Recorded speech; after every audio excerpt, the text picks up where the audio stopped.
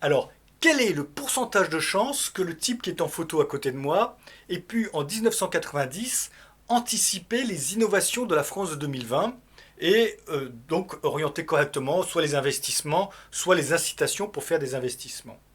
Question corollaire, quel est le pourcentage de chances que le type qui est en photo à côté de moi en 2020 puisse anticiper les innovations importantes de la France de 2050?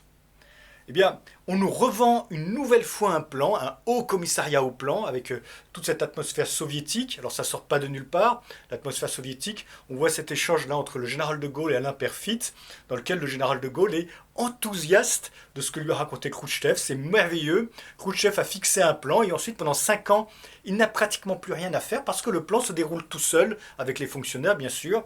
Avec le plan, on sait où on va. Alors il paraît que l'inspiration du plan est moins du côté soviétique que du côté Roosevelt ou du plan Marshall, peu importe. En tout cas, une nouvelle fois, on nous revend un plan avec une fascination pour le gouvernement chinois.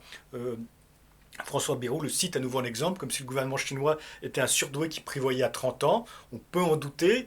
Ce qui est curieux, c'est qu'on ne nous présente pas du tout l'exemple américain où pourtant les GAFA justement ont émergé.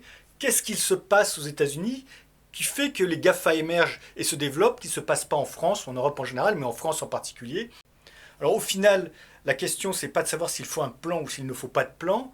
Comme le grand économiste libéral Ludwig von Mises l'a expliqué, le grand économiste du XXe siècle l'a expliqué, la question, c'est pas de savoir s'il y a un plan ou il n'y a pas de plan. La question, c'est de savoir qui fait le plan.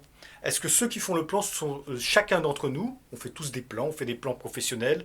Le boulanger au coin de votre rue fait des plans, le chef de PME fait des plans, les salariés font des plans, les informaticiens font des plans, les commerçants font des plans, les artistes font des plans. Tout le monde fait des plans avec ses idées, son temps, sa liberté et ses ressources. Ou est-ce qu'il faut que chacun fasse ses plans seul ou en s'associant librement? Ou est-ce qu'il faut qu'un apparatchik, au sommet de l'État très loin, fasse des plans pour tout le monde, avec les ressources, le temps, les idées de tout le monde? Eh bien, la question est relativement vite répondue, comme dirait l'autre.